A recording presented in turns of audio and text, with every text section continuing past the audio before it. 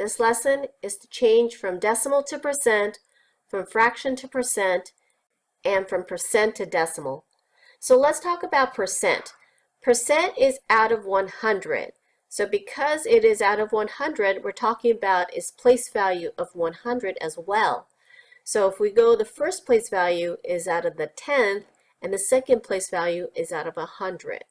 So because of that, you're moving two place values when we move from decimal to percent and also percent to decimal.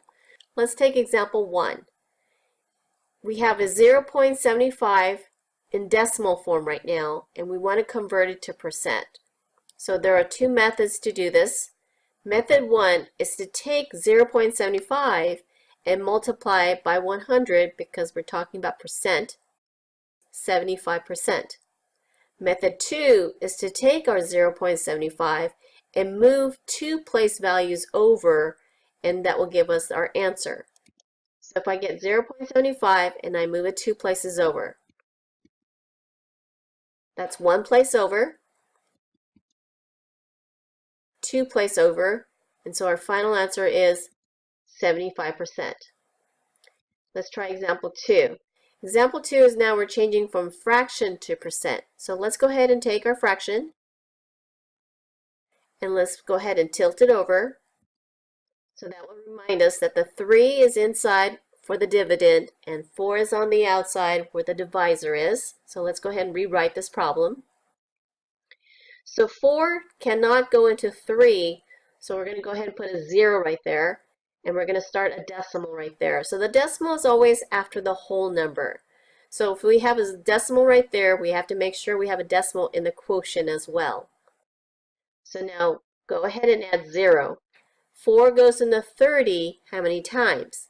7 times. 4 times 7 is 28. So 30 minus 28 gives us 2. Now you cannot have remainders when we work with decimals and also percentages. So let's go ahead and continue until we either find a pattern that keeps repeating or until the decimal does not appear anymore. So we continue this, extend our division right there, add a 0, bring down our 0, so that's going to give us 20. And so 4 goes into 20 5 times. 20 minus 20 equals 0.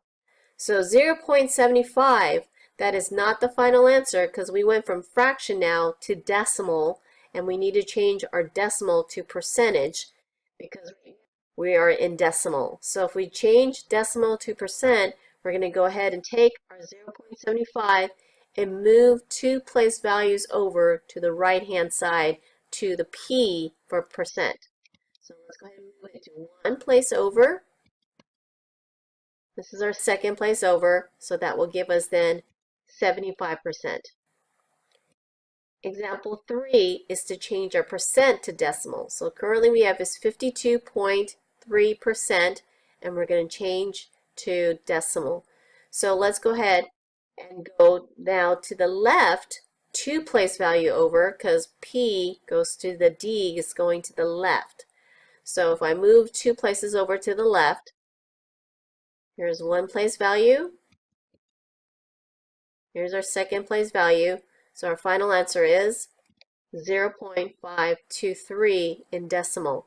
And make sure also the percent symbol disappears, because if you still have the percent symbol, that means you are not in decimal form, you are in percent form.